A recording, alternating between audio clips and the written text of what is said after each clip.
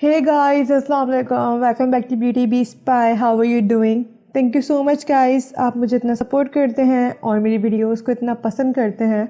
So guys, आज के इस वीडियो में मैं South Korean horror thriller movie the Wailing को एक्सप्लेन करूँगी। इस मूवी के डायरेक्टर है Na Hong Jin. The Wailing एक क्लासिक हॉरर मूवी की तरह चीप हॉरर नहीं, बल्कि इस मूवी का कॉन्सेप्ट डरा देने वाला है। इस मूवी की कहानी कुछ यूँ है, एक जापानीज आदमी एक गांव में आ जाता है। अब उसके आने से गांव में कत्ल होना शुरू हो गए थे, लेकिन इस मिस्ट्री को एक पुलिसमैन जोंगो हल करना चाहता था। ये मूवी काफी लंबी है अपनी स्टोरी के हिसाब से। एक्चुअली कोरियन मूवीज या वेब सीरीज काफी डिटेलिंग होती हैं, लेकिन इस मूवी का सस्पेंस सिर्फ और सिर्फ लास्ट में ही खुलता है।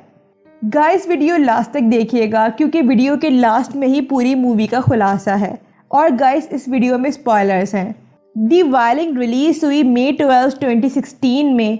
IMDb पर दी वायलिंग को मिले हैं 7.5 stars out of 10। Rotten tomatoes पर दी वायलिंग 99% फ्रेश है और इसका ऑडियंस स्कोर है 82%। Okay guys, let's start explain the movie. Movie शुरू होती है एक आदमी जोंगो से। जोंगो एक पुलिसमैन था। अब वो जाता है एक मर्डर सीन पर जहां बहुत सारे लोगों का कत्ल हो गया था। ये लोग एक आदमी को अरेस्ट करते हैं जिसने अपने घर के सारे अफराद को कत्ल कर दिया था। वो आदमी किसी वायरस से इन्फेक्टेड लग रहा था और पुलिस को लगता था कि ये सब नशीले मशरूम्स खाने की वजह से हुआ है। अब एक दिन बाद एक और मास मर्डर हो जाता है और जोंगो वहां नोटिस करता है कि उनके घर के गेट पर सूखे हुए फूल लटके हुए हैं। अचानक बारिश होना शुरू हो जाती है। पुलिस स्टेशन के अंदर अचानक से पावर चला जाता है। वहां जोंगू और उसका पार्टनर देखते हैं पुलिस स्टेशन के बाहर एक औरत बिना कपड़ों के खड़ी थी, लेकिन जब ये लोग बाहर जाते हैं वो गायब हो गई होती है।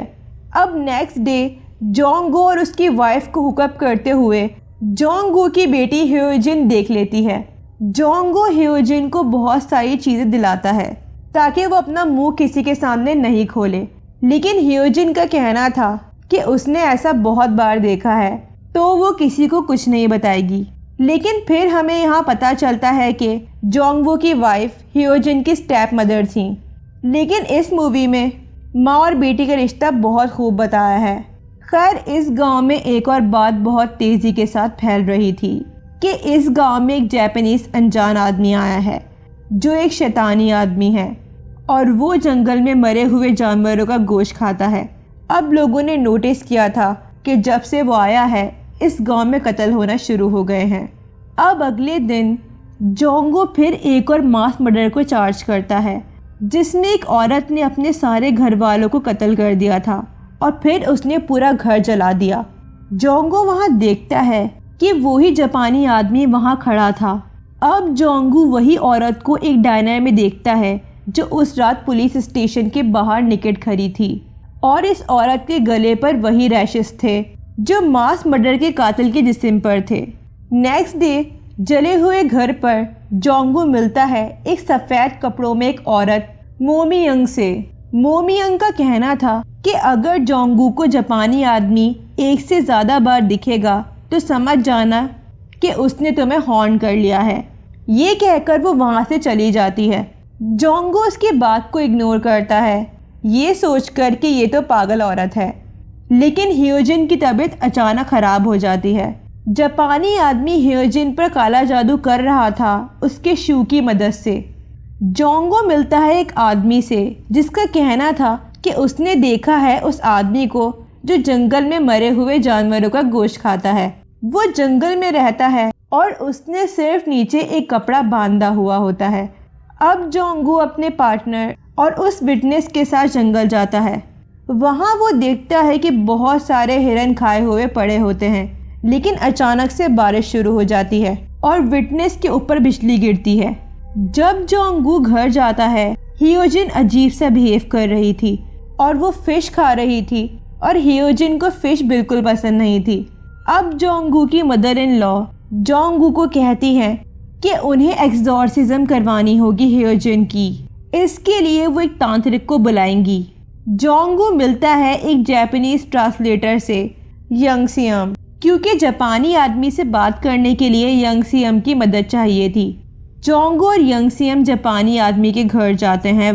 वहाँ जापानी आदमी का डॉग इन पर हमला कर देता है और उधर ही जोंगू को मिलती हैं उन लोगों की फ़ोटोज़ जो अब तक मर चुके थे एक मिस्टीरियस डेथ की वजह से। अब इन डेथ्स का कोई तो कनेक्शन था जापानी आदमी से। इस जापानी आदमी के पास लोगों की चीज़ें थीं, तभी वो इन लोगों पर काला जादू करता था। वहीं से ही जोंगू को हियोजिन का शू मिलता है। जोंगू हियोजिन से सवाल करता है कि क्या वो उस जापानी आदमी से मिली थी, जिस पर हियोजिन अपने फादर पर चिल्लाती है जैसे उसके अंदर को शैतान बोल रहा हो।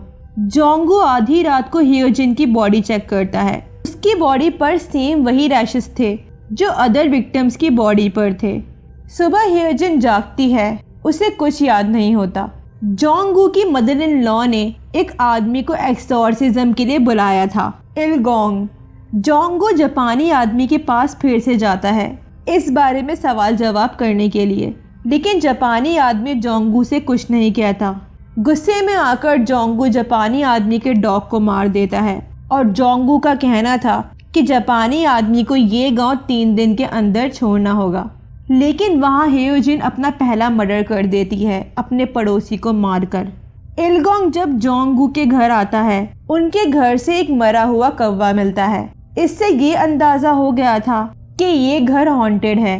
इलगोंग का कहना था कि जापानी आदमी भूत है और वो एक्सॉर्सिज्म की तैयारी करता है।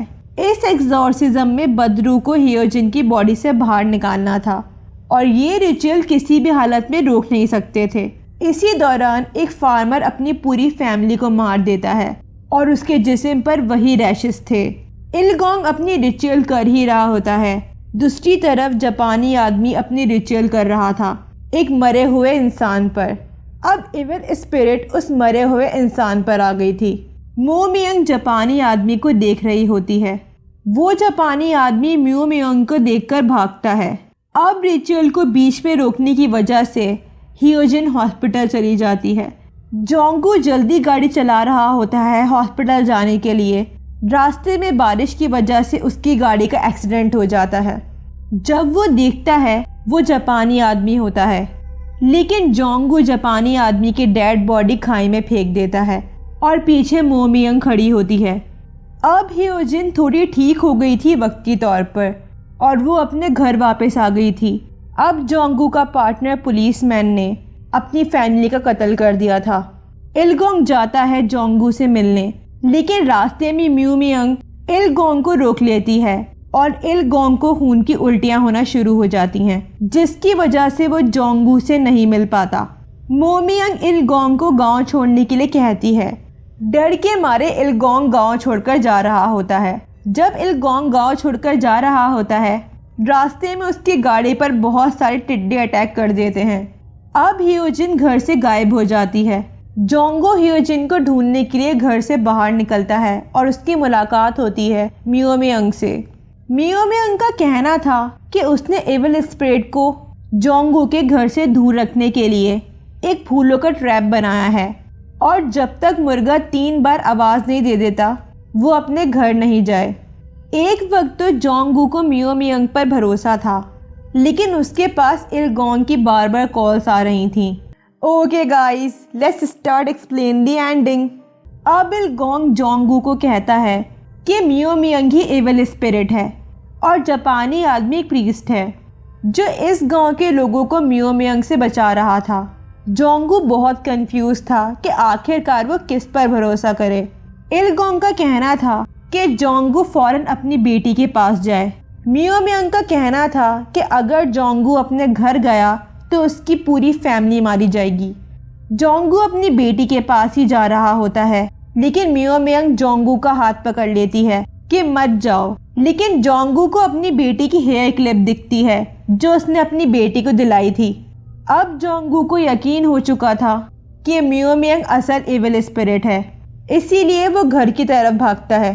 अब एविल ट्रैप ख़त्म हो जाता है और हियोजिन अपनी पूरी फैमिली का कत्ल कर देती है। ये नहीं पता कि जोंगू मर गया था, लेकिन वो बहुत बुरी तरह से ज़ख्मी था। म्यू मियंग बहुत बेबस थी वो जोंगू की फैमिली की मदद ही कर रही थी हमेशा। जोंगू बस मरने ही वाला था और वो अपनी बेटी के साथ अपना अच्छा वक्त सोच रहा था जो उन्होंने साथ गुजारा था। अब इलगोंग जोंगू के घर आता है। ह्यूजिन घर के बाहर बैठी होती है बेसुध और इलगोंग पूरी फैमिली की फ़ोटो लेता है, इवन जोंगू की भी। इलगोंग जा ही रहा होता है घर से, लेकिन उसके कार में से एक बॉक्स गिरता है जिसमें वही फ़ोटोज़ थी जो जापानी आदमी के घर में थी। इस फोटोज से इन मरे हुए लोगों की रूहें एविल स्पिरिट को मिल जाती थीं। लास्ट मोमेंट से ऑडियंस को पता चल गया था कि इलगोंग जापानी आदमी यानी एविल स्पिरिट के लिए काम कर रहा था।